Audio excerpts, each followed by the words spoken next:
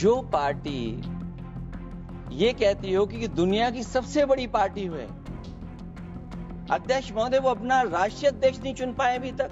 मैं अखिलेश जी ने बहुत हंसते हंसते कहा है, इसको हंसते हंसते जवाब देना। मैं कह देता हूं अभी 25 साल तक आप अध्यक्ष हो जाओ, नहीं बदल सकता।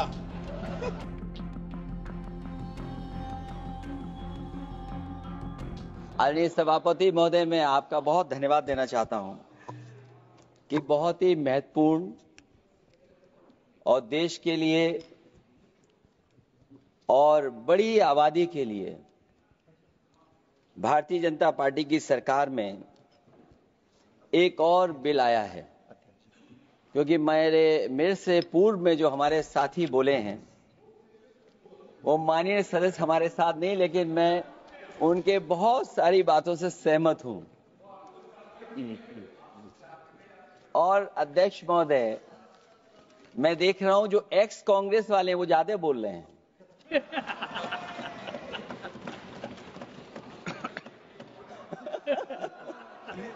आदरणीय अध्यक्ष महोदय,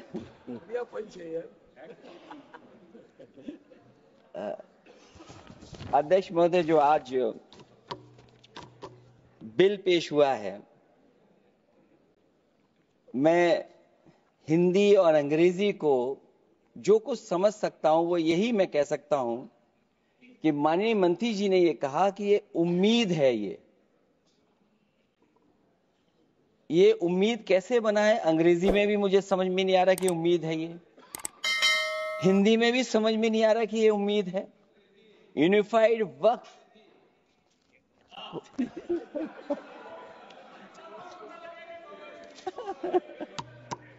अध्यक्ष महोदय, यूनिफाइड वक्फ मैनेजमेंट, मैं अकेला काफी हूं। अध्यक्ष महोदय, ये अध्यक्ष महोदय,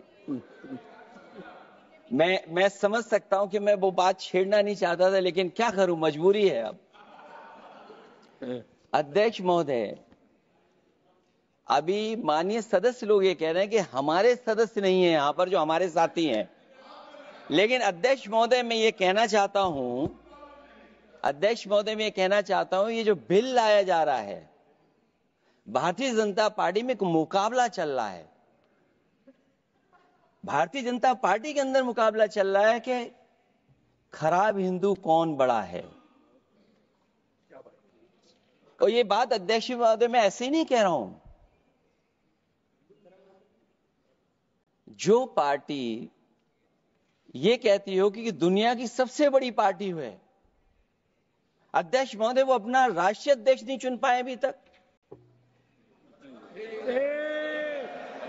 अध्यक्ष महोदय,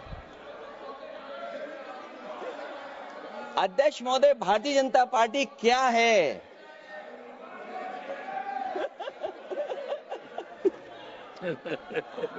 जी, मैं अखिलेश जी ने बहुत हंसते हंसते कहा है, इसको हंसते हंसते जवाब देना। इस सामने जितनी पार्टियां हैं उनका राष्ट्रीय अध्यक्ष उन 5 लोगों को ही चुनना है परिवार के। हमें माननीय अध्यक्ष जी करोड़ों सदस्यों में से 12-13 करोड़ सदस्य प्रक्रिया कर कर चुनना है तो देर लगती है। आपके यहां जरा भी देर नहीं लगेगी। मैं कह देता हूं अभी 25 साल तक आप अध्यक्ष हो जाओ, नहीं बदल सकता। अध्यक्ष महोदय, क्योंकि जो बात निकल के आई है वो मैं फिर आगे बढ़ा दूं। अध्यक्ष महोदय, जो बात सोशल मीडिया या और जगह गुपचुप हो रही है, कहीं ऐसा तो नहीं था कि अभी कुछ दिन पहले यात्रा जो हुई है वो कहीं 75 वर्ष की एक्सटेंशन वाली यात्रा तो नहीं थी। अध्यक्ष महोदय, ये जो इस बार जो वक्फ बिल आया है, नाकामी का पर्दा इस बार है वक्फ बिल। और नाकामी कोई एक आध नहीं है, मैं कई नाकामियां बता सकता हूं। अभी मैं माननीय सदस्यों को सुन रहा था, वो पुराने कई बिल उनके बारे में चर्चा कर रहे थे कि कितने प्रोग्रेसिव बिल लेकर के आए हैं। मुझे याद है मैं उत्तर प्रदेश में उस समय था और मुझे लगा कि शायद इनकी बात वो बात ठीक होगी। एक ये बहुत तैयारी के साथ फैसला लेकर के आए थे और फैसला ये लिया था आधी रात के आज के बाद नोट नहीं चलेंगे, नोट बंद हो जाएंगे। अध्यक्ष महोदय, उस नोटबंदी नाकामी के बारे में भी तो चर्चा हो जाए कि अभी भी न जाने कितनी जगह पर कितना रुपया निकला जा रहा है, कितना निकल करके आ रहा है। केवल नाकामी नोटबंदी की नहीं, नाकामी बेरोजगारी की भी है, नाकामी महंगाई की भी है, नाकामी किसान की आय दोगुनी नहीं कर पाए वो भी इनकी नाकामी है। मुझे याद है एक माननीय मंत्री जी पूरे देश की नदियों के बारे में बीओडी बता रहे थे, लेकिन माननीय मंत्री जी ये भूल गए कि उनके शहर में, उनके क्षेत्र की जो नदी है उसकी बीओडी क्या है। गंगा क्या साफ हो गई, यमुना क्या साफ हो गई, स्मार्ट सिटी क्या बन गई, क्या गोद लिए हुए गांव इन्होंने गोद से उतार दिए, उनकी क्या दुर्दशा है।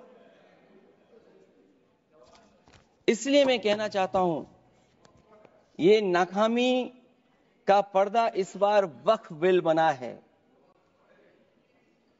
और सबसे बड़ी बात तो यह है कि जिसके लिए फैसला होना है उसकी बात को अहमियत न देना भी नाइंसाफी है।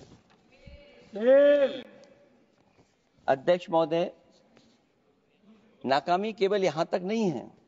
और भारतीय जनता पार्टी क्या है, मैं केवल एक पुरानी घटना याद करता हूं। एक बार फैजाबाद अयोध्या में एक कार्यक्रम था, उसमें बड़ी तैयारी की गई थी और तैयारी के साथ कलाकार मुंबई से बुलाए गए थे। हो सकता है वो सहमति दिल्ली से ना रही हो, केवल लखनऊ की सहमति से हो रहा हो कार्यक्रम।